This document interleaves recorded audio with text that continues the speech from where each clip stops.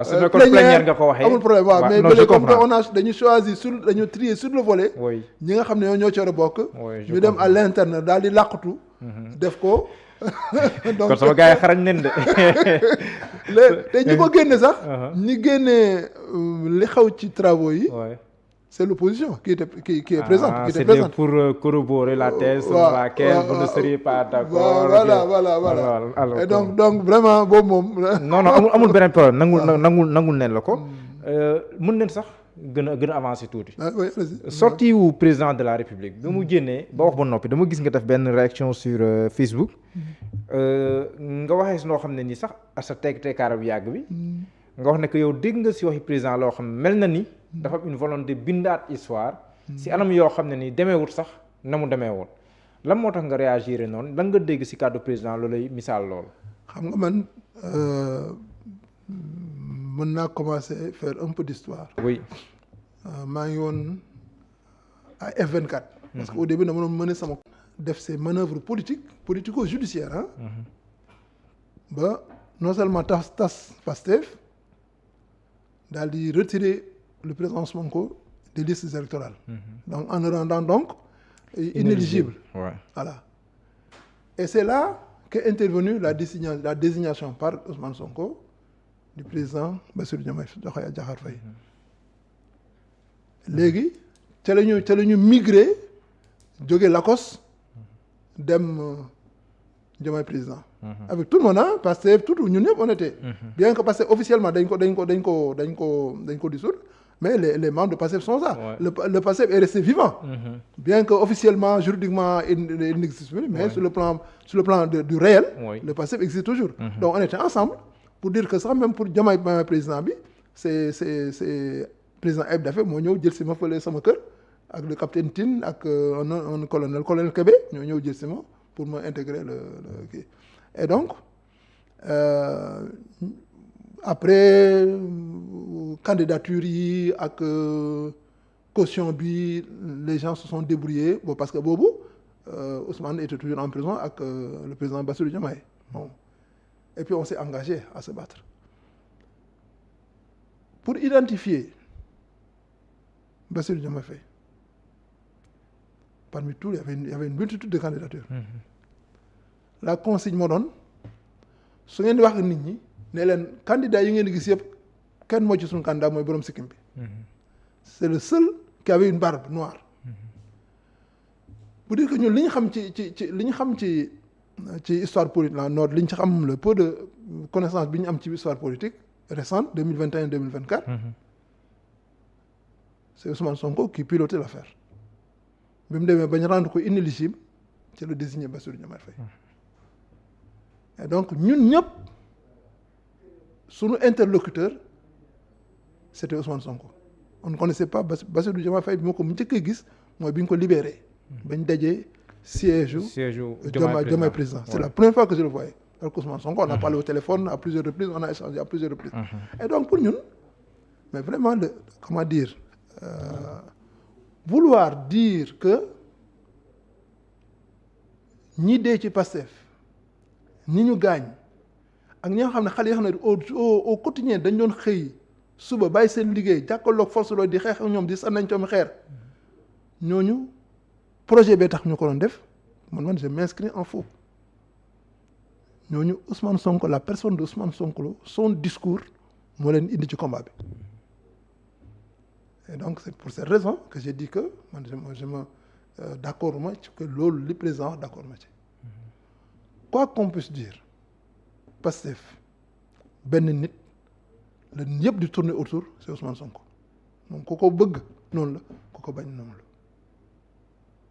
tout le Pastef tourne autour de Ousmane Sonko xëy na il n'était pas présent au moment comme la lay dëgg ñu wax il n'était pas présent au moment de la création du parti nekkul fekkoon bi ñuy créer parti bi mais joué na ci rôle boo xam ne amul kenn ku ci joué ci ñoom ñëpp subir na ci ay jafe-jafe yoo xam ne amul kenn ku ko ci subir porté na combat bi à un niveau boo xam ne amul kenn ku ko def loolu yàlla ko may et donc man moo tax bi ma déggee le président di un peu dévaloriser la place de Ousmane Sonko dans la bataille dans la conquête du pouvoir man avec dama heurté quoi. moom nee na bu ñu personnaliser mbir yi nee na parce que bu ñu personnaliser baaxul. Non, ce n'est même pas une personnalisation mais c'est un problème de leadership. Ousmane Sonko a réussi à avoir un leadership réel dans le PASTEF et même en dehors du PASTEF parce que ku mu neex ak ku mu naqari moment bi ñu nekk ni en 2026 Ousmane Sonko est l'homme politique le plus en vue. Ça y a pas de dire c'est l'homme politique le plus en vue loolu comme xeex bu mu xeex personnellement dans le PASTEF la et donc loolu sooy wax l'histoire du PASTEF il faut mënoo ñàkk souligner loolu la et pour dire que Ousmane Sonko su ko neexoon mu tànn keneen su ko neexoon mu nekk duñ dem sax élection parce que dañoo tas suñu parti je suis inéligible duñ dem élection léegi nañ xool keneen koy dem ñu jàppale ko mais defu ko moom la tànn mënoo ko fa bàyyi jël benn un Birame Souleye wala mu jël un El Malick wala keneen ak keneen un Ayib Daffé mais bu bàyyi leen ñoom ñëpp jël ko moom donc loolu dafa war a delloo njukkal Ousmane Sonko. mais am na tam lu mu junj si 2024 astafurlah si 2029 parce que moom nee na mënul comprendre ñu ne nit même boo réglé woon tous les problèmes teewul 2029 na ngay dem loolu tam moom dafa mel ni président mënut a comprendre loolu te d'ores et déjà am na ñu bokk Pastef ñu naan Sonko 2029 même des ministres et ça il a dit. waaw xam nga loolu contexte politique boo ko la moo ko waral. parce que déjà xam nga avec l'histoire de coalition Diomaye.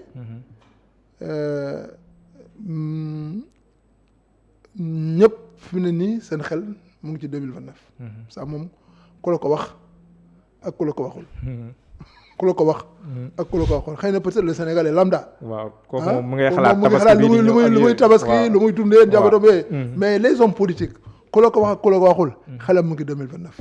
soit ñu ne Ousmane Sonko la soit même dans le meeting au cours du meeting de Mbour. dina si ñëw ah dégg nga am na ku ko wax ne président il faut nga amul benn président bu fi jaar Sénégal am yem ci benn mandat. waaw pour lan yow nga yem ci benn pour lan nga yem ci benn mandat voilà.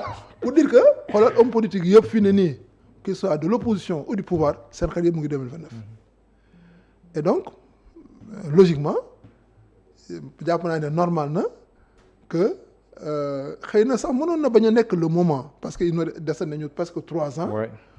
mais nous sommes un peu rattrapés par l'effet politique quoi.